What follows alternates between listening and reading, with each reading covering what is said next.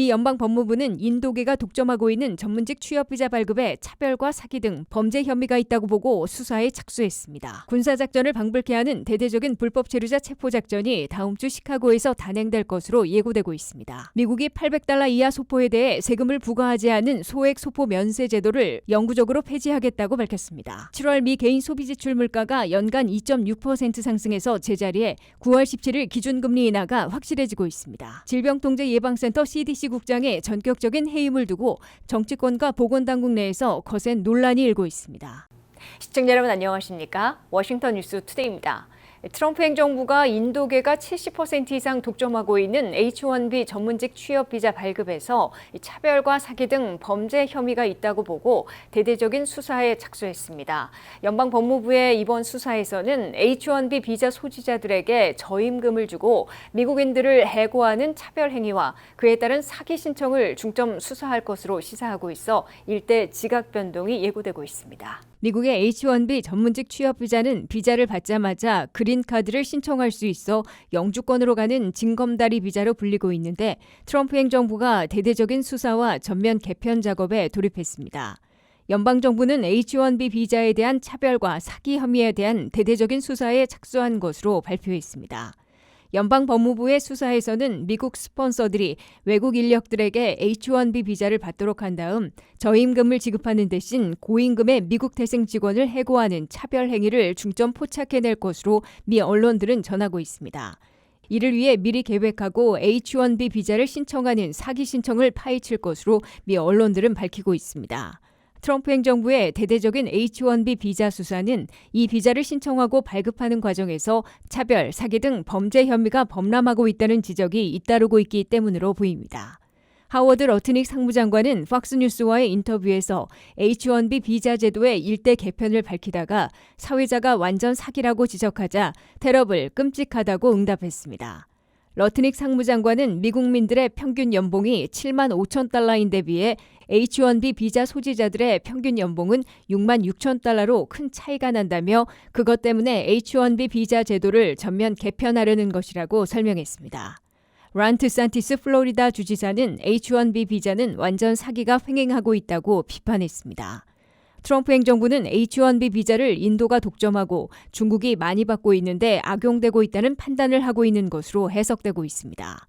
미국은 한 해에 8만 5천 개씩 6년 유효 기간을 합하면 38만 6천여 개의 H-1B 비자를 발급했습니다. 그중에서 무려 72.3%는 인도 출신들이 독점하고 있으며 중국인들이 12%를 차지하고 있습니다. 한국인들은 한 해에 3천여 명씩 H-1B 비자를 받고 있습니다. 이에 따라 이번 수사에서 H-1B 비자를 독점하고 있는 인도인들과 그들을 스폰서해준 인도계 등 대기업들이 집중 타겟이 될 것으로 예상되고 있습니다. 고임금 미국인들을 해고하고 H-1B 비자 소지자들을 채용하고 있거나 이를 위해 우대임금 수준을 허위로 제출한 사기 신청 행위가 적발되면 외국인들은 비자를 취소당하고 추방에 넘겨지게 될 것으로 보입니다.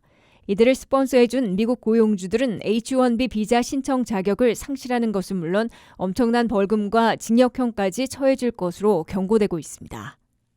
군사작전을 방불케 하는 대대적인 불법 체류자 체포작전이 다음 주 시카고에서 단행될 것으로 예고되고 있습니다. 아이스와 국경순찰대 등 200명이 동원될 것으로 알려졌으나 FBI 등 다른 연방기관 요원들도 대거 동참하고 로스앤젤레스와 워싱턴 DC와 같이 방위군 병력도 투입될 것으로 예상되고 있습니다. 한면태 기자가 보도합니다. 트럼프 행정부의 사상 최대 불법 체류자 체포 추방작전에서 첫 타겟이 됐다가 작전 기밀이 새는 바람에 바뀌었던 시카고에서 군사작전을 방불케 하는 대규모 체포작전이 내주 전개됩니다. 시카고에서의 불법 체류자 체포 추방작전은 인근 군기지까지 이용한다는 점에서 군사작전을 방불케 하고 있습니다. 시카고 불법 체류자 체포작전에는 아이스 이민단속 요원들뿐만 아니라 국경순찰대 요원까지 최소 200명이 동원될 것으로 알려지고 있습니다. 특히 국경 순찰대 요원들은 시카고 외곽에 있는 미 해군 기지에 전초 기지를 마련하고 단속 작전을 벌여 불법 체류자 체포를 마치 군사 작전처럼 전개하게 됩니다. 여기에 다른 지역의 체포 작전 때처럼 FBI 연방수사국, DEA 마약 단속국, ATF 알코올 담배 총포국 등 연방기관 요원들도 대거 동참할 것으로 예고되고 있습니다. 나아가 불법 체류자 체포 작전에 나서는 연방사법당국 요원들을 엄호하기 위해 국가방위군 병력 수백 명, 수천 명도 전격 투입할 태세를 보이고 있습니다. 트럼프 행정부는 로스앤젤레스에 4,000명, 워싱턴 DC에 2,000명의 국가방위군 병력을 투입한 것과 같이 시카고와 뉴욕시 등 민주당 지도자들이 있는 대도시들에 전격 배치할 것을 경고해 놓고 있습니다. 트럼프 행정부가 국가방위군 병력을 배치할 수 있다고 경고한 도시들은 시카고 외에도 뉴욕시, 워싱턴 DC 인근 볼티모어와 오레곤 포틀랜드 등입니다. 트럼프 행정부는 다만 워싱턴 DC와는 달리 시카고는 일리노이 주지사, 뉴욕시는 뉴욕 주지사, 볼티모어는 메릴랜드 주지사, 포틀랜드는 오레곤 주지사와 전면전을 치러야 할 것으로 보입니다. 트럼프 행정부는 공화당 소속 주지사들이 지휘하는 8곳으로부터 워싱턴 DC 배치 병력을 800명에서 2,000명으로 늘리는 데 수백 명씩의 방위군 파병으로 도움을 받고 있습니다. 트럼프 행정부는 워싱턴 DC 경찰의 통제권을 연방에서 인수해 범죄와의 전쟁에 돌입한 것과는 별도로 공화당 주지사들이 있는 20개 주지역에서 소규모 방위군 병력을 투입해 이민 단속 요원들을 보호하는 군사지원 작전을 전개할 채비도 하고 있습니다. WKTV 뉴스 한면택입니다. 소액소포 면세 제도가 전면 폐지됐습니다. 그동안 개인이 하루 $800 이하의 물품을 수입할 경우 관세를 물리지 않았지만 이제는 모든 국가에서 들어오는 소포에 예외 없는 관세가 적용됩니다. 트럼프 행정부는 이번 조치를 영구적인 변화라고 못 박으면서 무분별한 제도 남용을 차단하겠다는 입장입니다. 안혜린 기자의 보도입니다. 트럼프 행정부가 개인의 해외 직구에 사실상 존재했던 면세 특권을 모두 없앴습니다. 행정부 고위 당국자는 28일 브리핑에서 소액소포 면세 제도는 이 나라가 한 가장 어리석은 짓 중 하나였다며 이번 폐지가 영구적이라고 강조했습니다. 미국은 그동안 하루에 개인이 수입하는 물품의 가격이 $800 이하일 경우 관세를 면제해왔습니다. 하지만 이 제도가 중국을 비롯한 일부 국가에서 관세 우회 통로로 악용돼 왔다는 지적이 끊이지 않았습니다. 특히 마약이나 불법 물품의 반입 경로로 활용된다는 우려도 커졌습니다. 트럼프 대통령은 지난 5월 중국과 홍콩에서 발송되는 소액소포의 면세 혜택을 우선 중단한 바 있습니다. 이후 이번 조치가 확대돼 29일 0시 1분부터는 모든 국가에 동일하게 적용됩니다. 특정 국가에 대해 예외를 인정할 수 있느냐는 질문에도 단호했습니다. 고위 당국자는 세계 어느 나라도 예외를 받지 못할 것이라며 만약 한 국가에 특혜를 준다면 오히려 그 나라가 소액소포 환적지로 전락해 불법 우회를 조장할 것이라고 설명했습니다.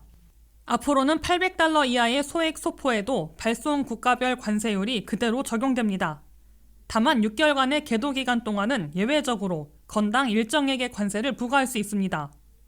소포 한 건당 $80에서 최대 $200까지 선택적으로 납부하도록 해 업계와 소비자에게 적응 시간을 주겠다는 겁니다. 소액소포 면세 중단은 이미 효과를 보이기 시작했습니다. 정부에 따르면 지난 5월 이후 중국과 홍콩에서 발송되는 소액소포 건수가 하루 평균 400만 건에서 100만 건으로 급감했습니다. 같은 기간 거친 관세는 4억 9,200만 달러에 달하는 것으로 집계됐습니다. 트럼프 행정부는 이번 조치가 단순한 통관제도 개편이 아니라 불법 물품 차단과 공정무역 질서 회복을 위한 근본적 개혁이라고 강조하고 있습니다. 하지만 소비자 물가에 미칠 영향과 국제무역 갈등으로 번질 가능성은 여전히 남아 있습니다. WKTV 뉴스 안혜린입니다. 미국의 7월 개인 소비 지출 물가가 연간 2.6% 상승해서 제자리에 9월 17일 기준금리 인하가 확실해지고 있습니다. 그러나 변동이 심한 식품과 에너지 가격을 제외한 코어 PCE, 즉 근원 개인 소비 지출 물가는 2.9%로 소폭 올라 올 하반기 물가 불안을 완전 해소하지는 못하고 있습니다. 한면택 기자의 보도입니다. 미국민들이 상품과 서비스를 구입하며 실제로 지출하는 PCE 물가가 2.6%에서 제자리하며 9월 기준금리 인하를 굳혀주고 있습니다. 미국의 두 가지 물가지수 가운데 연준이 선호하는 PC 개인 소비 지출 물가는 7월에 전달보다는 0.2%, 전년보다는 2.6% 오른 것으로 나타났다고 연방상무부가 발표했습니다. 이는 6월에 2.6%와 같게 나온 것으로 물가가 진정되지는 못했으나 급등도 피했음을 보여주고 있습니다. 변동이 심한 식품과 에너지 가격을 제외한 코어 PC, 즉 근원 개인 소비 지출 물가는 전달보다는 0.3%, 전년보다는 2.9% 오른 것으로 연방상무부는 계산했습니다. 전체 PC가 전달과 같게 나와 9월 기준금리 인하는 확실시되고 있습니다. 제롬 파월 연준 의장은 이미 잭슨홀 미팅에서 9월에는 올 들어 처음으로 기준금리를 인하할 수 있을 것으로 예고해놓고 있습니다. CM리그룹의 투자자들은 연준이 9월 17일 회의에서 기준금리를 0.25포인트 내릴 가능성을 87%로 잡아 동결할 가능성 13%를 압도하고 있습니다. 다만 연준이 금리 정책 조정에서 가장 많이 인용하는 코어 PC가 아직 2.9%로 목표치 2.0%보다 훨씬 높아 9월에 한번 기준금리를 내리더라도 그 이후에는 신중행보를 지속할 것으로 예상되고 있습니다. 코어 PC는 6월 2.8%에서 7월 2.9%로 소폭 오른 것인데다가 연준 목표인 2.0%에 비하면 크게 높은 수준이어서 물가 불안을 불식시키지는 못하고 있습니다. 게다가 트럼프 대통령이 8월 7일부터 한국 등 주요 교역 파트너 국가들에 대한 관세를 15% 이상으로 올려 부과하기 시작했기 때문에 관세 여파에 따른 가격 인상, 물가 불안의 여지는 남아있는 것으로 보입니다. 관세 여파로 물가가 크게 유동치면 연준의 기준금리 정책도 전면 재검토될 것으로 예상됩니다. 연준은 아직까지 올해 0.25포인트씩 2번 0.5포인트의 금리 인하를 예고해놓고 있는데 물가가 흔들리면 9월에 한 번 인하하는 것으로 바뀔 수도 있는 것으로 예측되고 있습니다. WKTV 뉴스 한면택입니다. 질병통제예방센터 CDC 국장의 전격적인 해임을 두고 정치권과 보건당국 내에서 거센 논란이 일고 있습니다.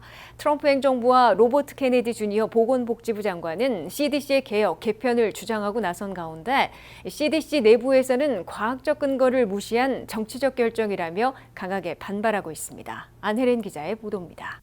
공중보건을 총괄하는 CDC의 수전 모나레즈 국장이 취임 한 달여 만에 전격 해임되면서 보건당국의 독립성과 신뢰를 둘러싼 파장이 커지고 있습니다. 백신에 회의적인 입장을 보여온 로버트 케네디 주니어 보건복지부 장관은 CDC가 제약업계의 이해를 대변하며 허위 정보를 퍼뜨려왔다며 강력한 개혁이 필요하다고 주장했습니다. 케네디 장관은 폭스뉴스 인터뷰에서 CDC는 문제가 많은 기관이라며 우리는 이를 바로잡고 있다고 말했습니다. 그는 또 CDC 내 일부 인사들을 더 이상 이래서는 안 될 사람들이라고 지목하기도 했습니다.